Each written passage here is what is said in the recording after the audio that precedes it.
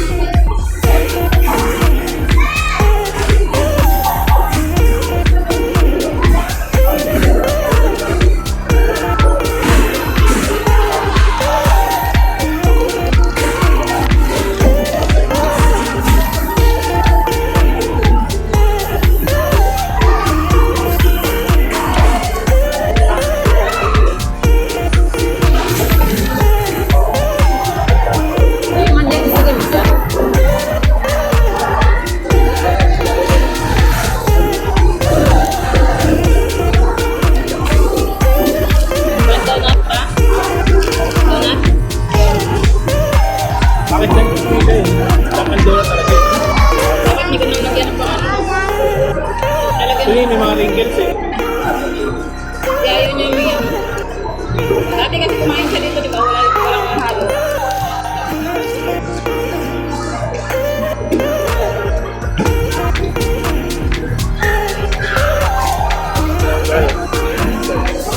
Oh, galing na. Oh.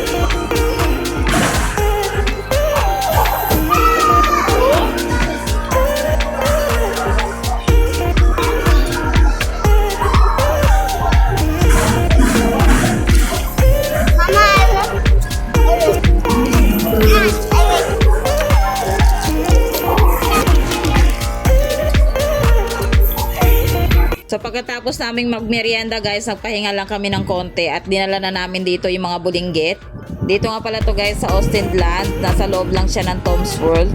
Maganda dito guys at mura lang. 160 or 150 lang yung isang oras. Compare mo sa iba ay 200 plus na. Kaya dito na talaga namin dinadala yung mga bata tuwing papasyal kami dito sa SM Bacoor. Nag-i-enjoy kasi sila dito kasi may akyatan. Maraming obstacle.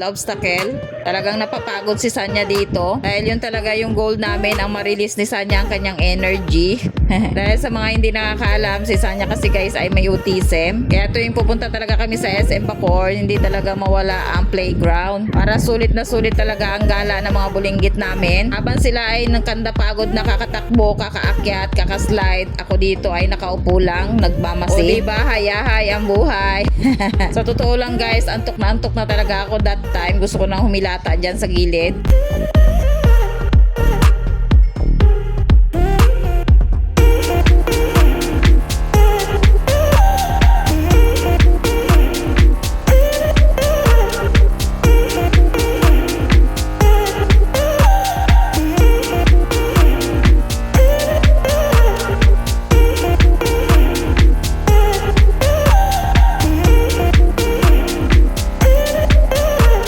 Kaya naman pala hindi na sila nakabalik doon sa slide. Yun, nandito na pala sila sa kabilang area ng Austin Land. Drawing na pala yung bunso ko dito. Tuwang-tuwa nga siya dahil yung dinodrawing niya ay gumagalaw-galaw. So lang that time guys ay tapos na yung time namin. Kailangan na naming lumabas. At ito nga si Sanya at nakaramdam na naaalis na kami. Kaya naman nilubos-lubos na niya yung oras niya dito sa trampoline.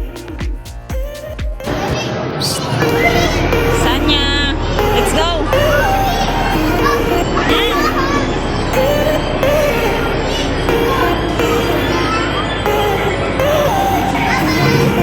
Let's go na!